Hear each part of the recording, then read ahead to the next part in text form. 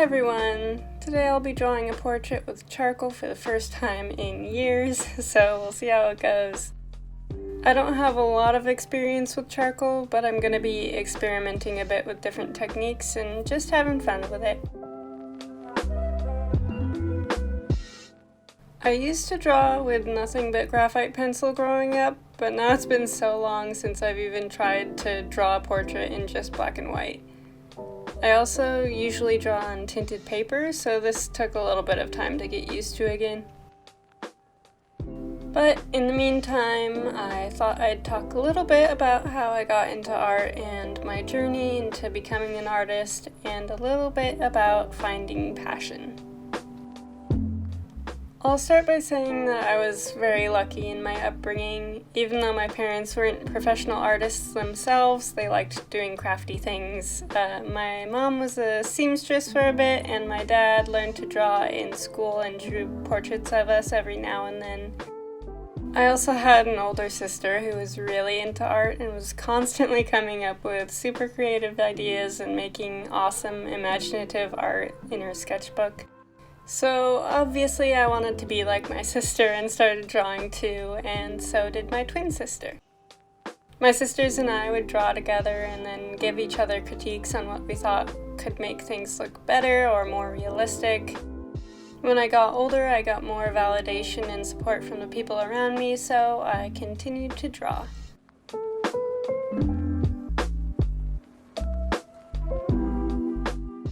Now I know just how lucky I was to have all that support and to grow up in that environment. I've heard way too many stories about people growing up thinking they were terrible at art just because a parent or a teacher told them they weren't good at it and as a result never tried again, which I think is really sad. It's part of the reason I never took an art class, actually.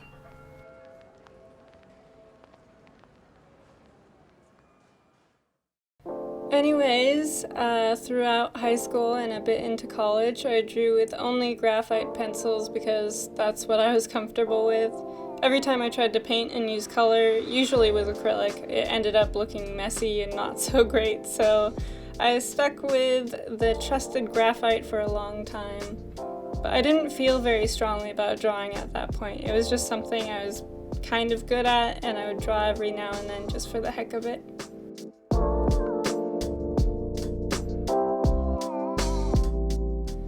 I went into college for business and music, aiming to become a music supervisor, which is someone who picks out music for films and TV shows. And there I drew every now and then, picked up drawing with charcoal for a little bit, and then realized that black paper was a thing. I tried drawing with metallic pencils on black paper, and this is where it was like a switch flipped on. Somehow it was just so much easier to build up highlights than to put down shadows. It was almost like sculpting. And then my friend gifted me a pack of chalk pastel pencils, which gave me a whole new world of color to play with. I loved it. I would spend sometimes 8 or 10 hours just sitting and drawing. And it was interesting and almost meditative. I could layer colors and move the pastel around in ways that I couldn't with graphite. I eventually moved into bigger and bigger pieces and then sold a few, and then finally decided this was something that I wanted to pursue a bit further. A couple years after college, I decided I wanted to try painting again, but this time with oil, and surprisingly my skills with pastel transferred pretty well into oil paint. I found it pretty similar in the way I could layer colors, and it was even more forgiving than pastel. I could move the paint around and fix mistakes easily, and the range of color and texture made it insanely fun to play with. And that's how I got into my love of oil painting. Looking back, I realized that I had a lot of confusion around whether I wanted to pursue art at all. I compared myself to my older sister and to other artists a lot, and to other people in other professions too that I'd seen out in the world. I didn't think that I felt nearly as strongly about art as they seemed to about their work, and as a result I began to question whether or not I should pursue it. And to be completely honest, recently I also started questioning how much of my life has been based on reactions and validations from other people instead of focusing on what I want to do. I started questioning my passion for art partly because of comparing myself to other people and partly because I didn't know if I actually liked doing art because I actually enjoyed it or if I liked it because of the validation I got from people. I think a lot of us tend to get into this trap of doing things that we think will make others perceive us as good or cool or whatever you want people to think of you, but we don't think of our own joy in the midst of it. It's a hard thing to admit, but we so often outsource our happiness and our passions, and as a result, we feel unfulfilled and confused. But I realized that the more I grew, the more passionate about art I became. The more I learned, the more I experimented with different mediums, the more interested I was in it. I began realizing that I spent so much time overthinking about whether or not I actually enjoyed it that I was missing out on actually being present enough to enjoy it. I think a lot of us assume we have to automatically be super passionate about something in order to pursue it too. And when we don't get that surge of inspiration or motivation or don't feel the type of way we assume the great artists out there feel, we start to doubt ourselves. But I think sometimes we have to grow into our passions. It doesn't always happen automatically.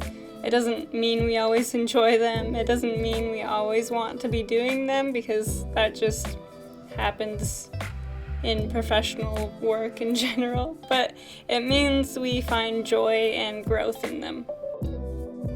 So here are a couple little suggestions if you're having trouble feeling passionate about your art.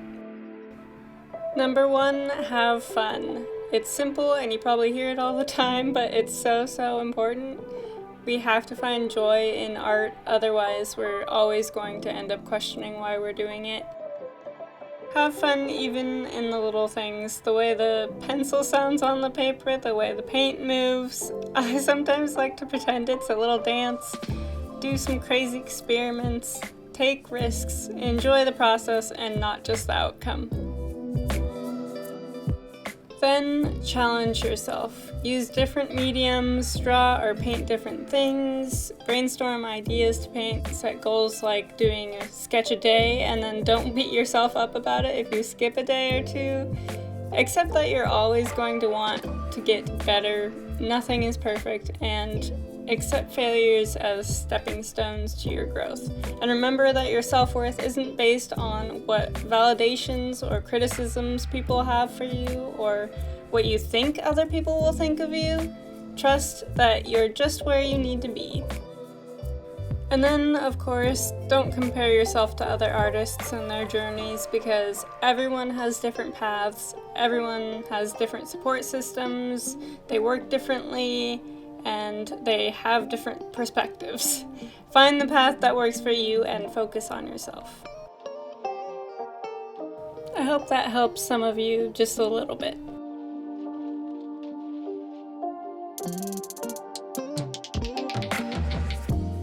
Right now, I've decided to take it back to my roots of drawing in my sketchbook where I can just draw for myself and don't have to worry about making something look perfect. It's just a space for me to play around and learn and challenge myself. Kind of what I did when I was younger. I used to have a sketchbook, but I stopped drawing in it because I always wanted to create full pieces of art.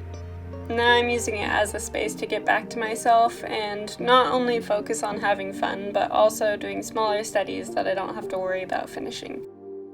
I'm trying to get better at recreating faces without references, so doing smaller, faster drawings I think will help me with that.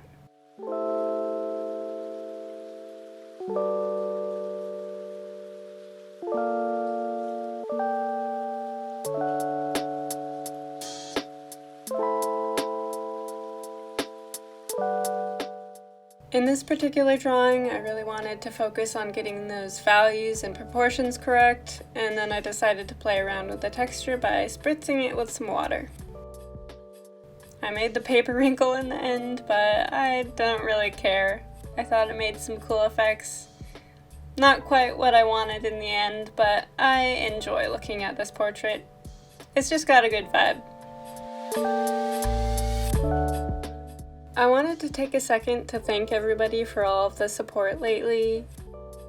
You all have been so kind and supportive, and I'm constantly being reminded of how many lovely people there are out there. You've all been a light in a very weird year. Just know that I am doing my best to make videos in a timely manner. I know I'm not always great at that, but I appreciate all of you for being so patient. Again, thank you so much for watching. I hope all of you are doing okay. I'll see you next time.